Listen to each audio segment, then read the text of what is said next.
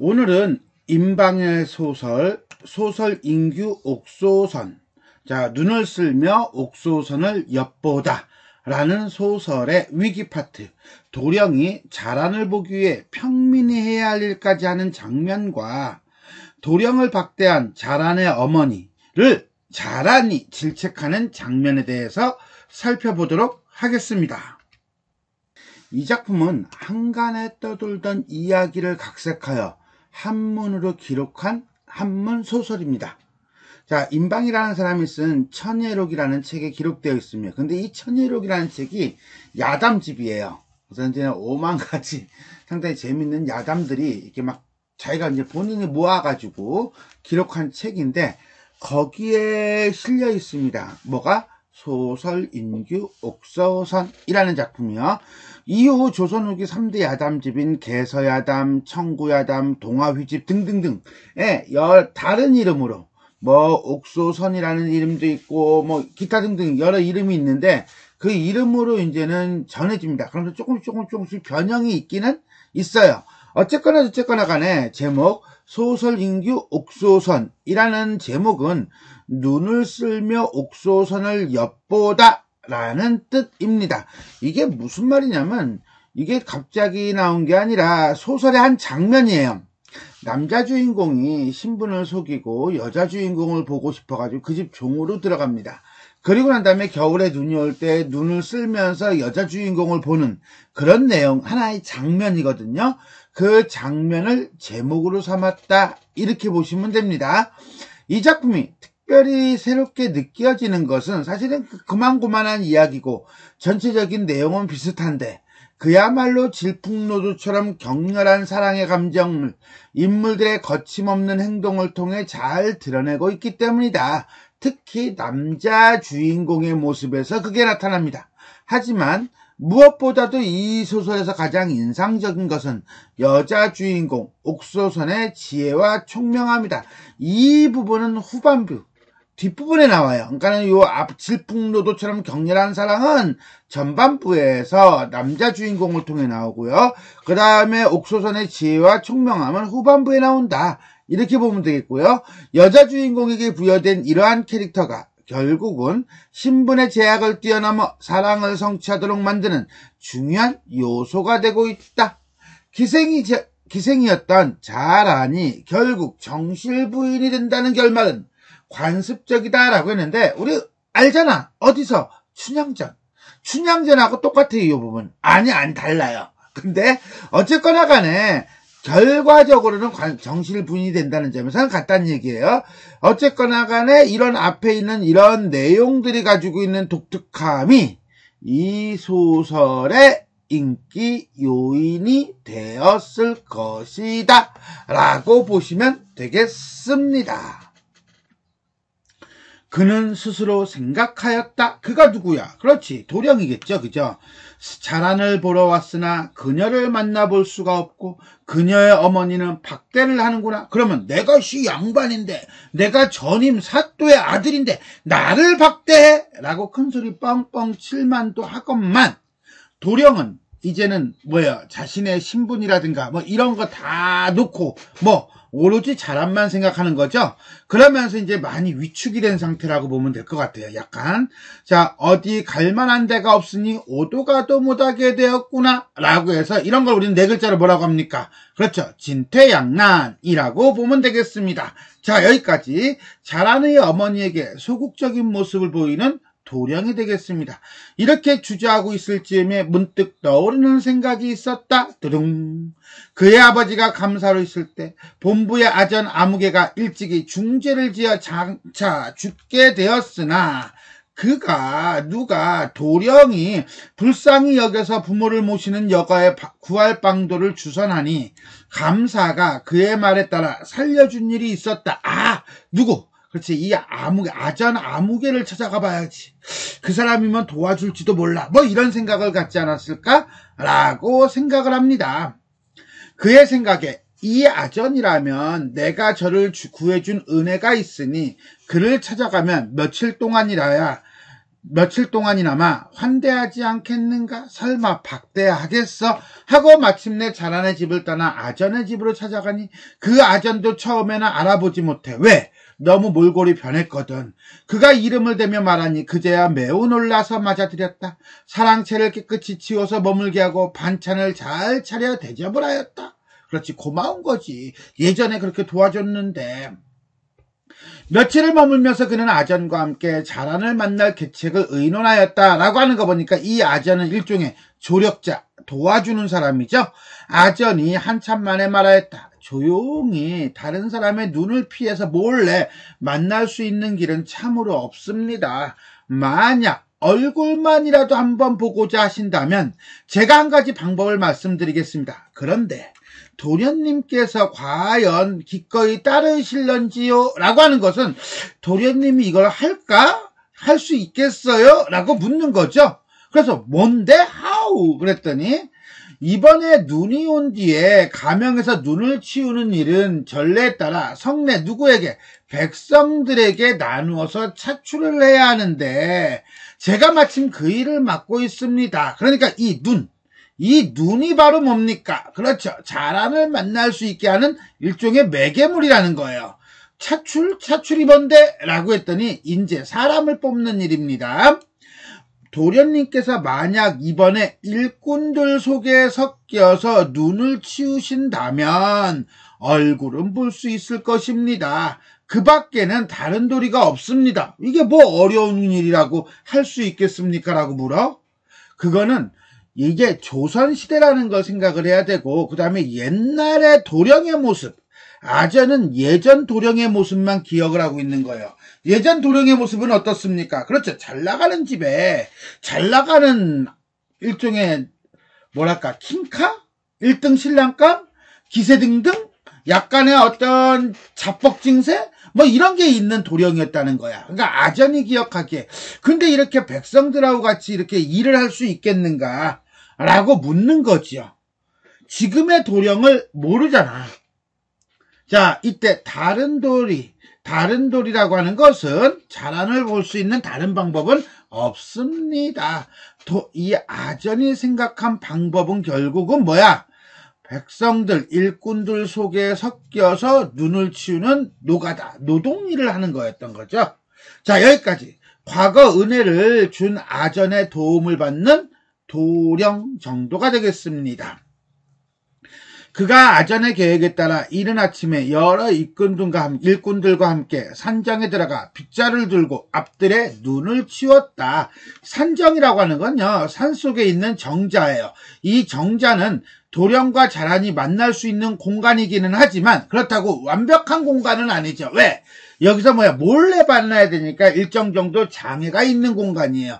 그 공간에서 몰래 도령이 눈을 쓸면서 자란을 보는 거죠. 잠깐, 우리 제목이 뭐였죠? 소설 인규 옥소선. 뭡니까? 눈을 쓸면서 옥소선을 엿보다요. 그러니까 이 장면이 어찌 본다면 제목이에요. 하나의 장면을 제목으로 따왔다, 이렇게 이해하시면 될 것 같아요.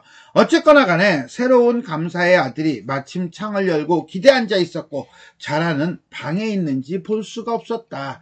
다른 일꾼들은 모두 장정이라 눈을 쓰는 것이 매우 힘찼으나 그가 하는 양반 도령이 하는 빚을만은 서툴러서. 왜 서툴러? 그렇지, 이거는 일을 해본 적이 없어. 그죠? 그렇기 때문에 어설픈 거예요. 근데 이게 나중에 뒷장면에서 자란이 도령을 볼 수 있게 하는 하나의 계기를 만듭니다. 다른 사람에 미치지 못하였다. 감사의 아들이 그것을 보고, 무엇을 보고? 도령이 비질을 하는 걸 보고 웃으면서 자란더러 나와 보게 하였다. 그러니까 어찌 본다면 이 감사의 아들이 도와준 거야. 얼떨결에 본의 아니게. 그죠? 자란이 명을 받고 방에서 나와 앞마루를 서니 그가 전립을 말아 올리고, 전립이라는 건 모자야, 일종의. 자, 그녀 앞으로 지나가면서 쳐다보았다. 자란은 한동안 뚫어지게 그를 보다가 발견한 거야. 곧 방으로 돌아가서는 방문을 닫고 다시는 나오지 않았대요. 결국 둘은 극적으로 진짜 드라마틱하게 만나기는 만났는데 자란이 쌩을 까네. 못 본 척하네. 그는 낙심하여 아전의 집으로 돌아왔다. 왜 낙심했을까? 그는 자란이 자신을 본 걸 알아. 이리 와, 자란, 나 여기 있어! 라고 얘기할 수 있어요, 없어요? 없거든. 자신의 처지에 대한 슬픔이라고 보시면 돼요. 어쨌거나 어쨌거나 그쨌거나 간에 도령은 잠깐이나마 자란을 다시 만났죠. 자란은 본래 총명하고 슬기로워서 서술자가 인물의 성격을 요약적으로 제시하고 있네요. 단번에 그를 알아보았다. 말없이 앉아서 눈물을 흘렸다. 왜? 만나기는 만났는데 아는 척을 못해. 함께할 수가 없어. 감사의 아들이 이상하게 여기어서 그 까닭을 물었다. 자라는 처음엔 말을 하지 않다가 거듭 물으니 비로소 입을 떼었다. 입을 떼었다는 게 뭐야? 벙어리였어? 그게 아니라 말을 하였다. 뭐 이런 거겠죠? 저는 천한 것입니다. 저는 기생입니다. 도련님께서 천한 저를 총애하시어 밤에는 비단 이불을 함께 덮고 낮에는 진기한 음식을 함께 먹으며 제가 잠시 집에 가는 것도 허락치 않으신지 벌써 몇 달이 되었습니다. 암튼간에 저는 도련님의 총애를 받아서 풍족하게 지내고 있었습니다. 제게는 영화롭고 다행함이 그지없습니다. 땡큐. 저에게 어찌 턱걸만큼이라도 원망하는 마음이 있겠습니까? No. 저는 베리베리 매니 해피해요. 상대방이 당신이 나에게 이렇게 호의를 베풀어 주어서 나는 정말 감사합니다. 라는 식으로 감사의 아들을 추켜 세우고 있죠. 뭔가 요구하고 싶은 게 있는 거야.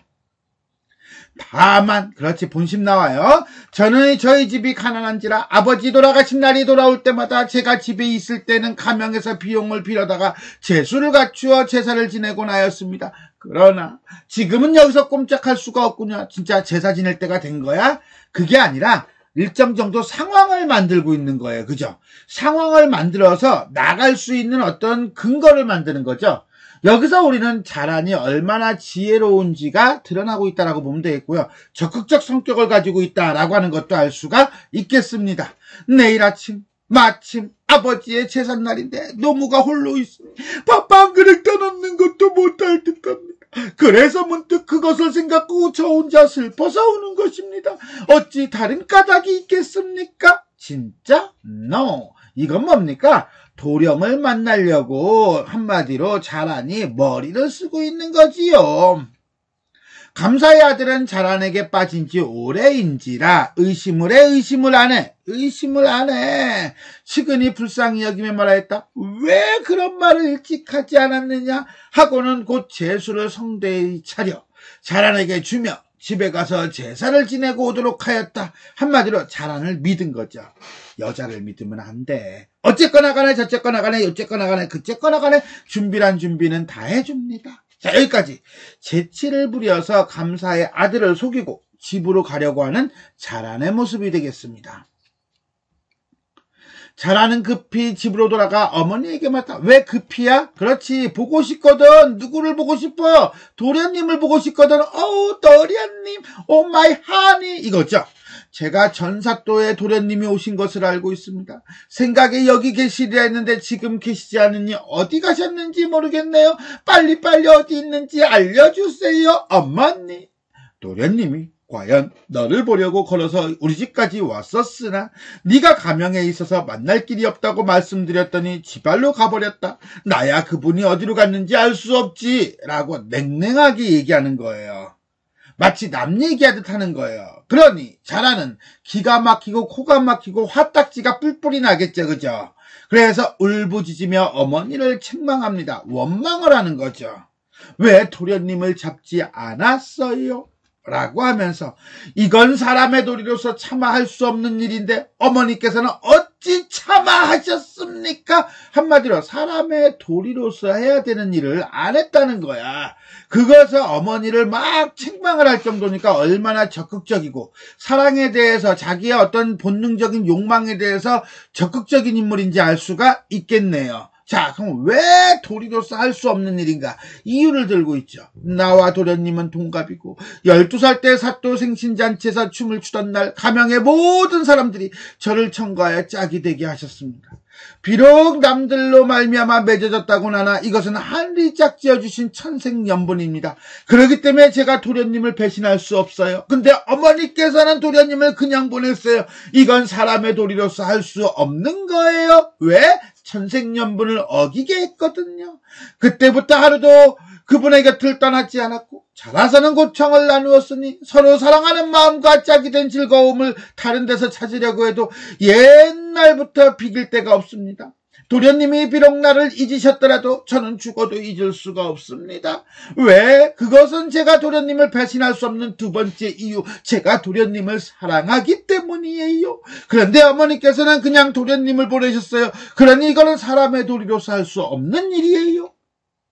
전임 사또께서 저를 사랑하는 아드님의 배필로 여기시고 미천하다 하여 차별을 두지 않으셨습니다. 깊이 어루만져 주시고 후하게 상을 내려주셔서 그 은덕이 하늘 같으니 세상에 드문 일입니다. 그런 전임 사또의 은혜를 어머니께서는 그냥 내치신 거예요. 그러니 어머니께서는 사람의 도리를 잊으신 거예요. 많기도 해라 큰 거도.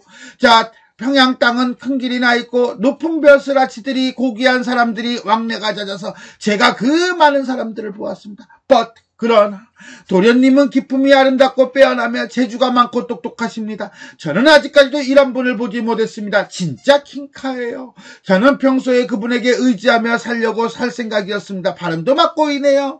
이것이 제가 도련님을 배신할 수 없는 네 번째 이유입니다. 진짜 이 도련님만한 사람이 없어요. 그런데 어머니께서는 도련님을 박대하셨으니 그것은 사람의 도리로서 할 수 있는 일이 아니었던 것이에요.